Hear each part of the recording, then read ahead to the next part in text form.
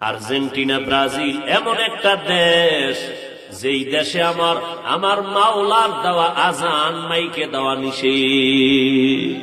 এ যুবক, মানুষের চলাচলের রাস্তা আটকাইয়া যারা পর্দা লাগায় খেলা দেখো, ইসলাম নিষেধ করেছে মানুষের চলাচলের পথ বন্ধ করবি না, হারাম। এরপরে গোল হইতে গিয়া এমন জোরে চিল্লাই উঠছ দরজোর, তোর চিৎকারের আওয়াজে পাশের ঘরের বাচ্চা লাফ দিয়া ভয়ে কান্না শুরু করছে, মা ভয় পেয়ে গেছে। এই মা যে তোরে বরদোয়া দিছে, বল এই বরদোয়ার শাস্তি কেমনে সহ্য করবি?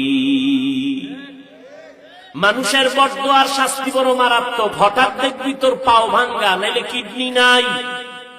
বরদোয়া বড় কঠিন, মানুষের বরদোয়া বড় কঠিন।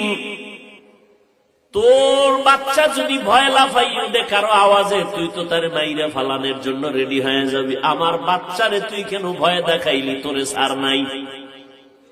আজকে এমন জোরে ভোর রাত্রে চিৎকার দিছ, মনে হয় এলাকায় ডাকাত চড়াইছে। মহিলারা ভয় পেয়ে গেল। যেই মা সারাদিন আগুনের ভিতরে রান্না বাড়ি করলো, রাতের বেলা ঘুমাইতে পারে না, বাচ্চা ডিস্টার্ব করে, বাচ্চাটারে ঘুম পাড়াইতে 2-2.5 ঘন্টা চলে গেল মায়ের। সর্বশেষ আম্মা জান একটু আরামে ঘুমাবে, দিলি না তুই, ঘুমাইয়া চিৎকার দিয়ে ঘুমটা ভেঙ্গে দিলি। মানুষের বরদোয়া নিস না, কপাল পুড়ে যাবে, কপাল পুড়ে যাবে। আর এই পোড়া কপালের শাস্তি মরার আগে হবে, মরার পরে না, আগেই হবে, লিখে রাখ। মানুষের কষ্ট দিয়া বরদোয়া নিবি না, সাবধান।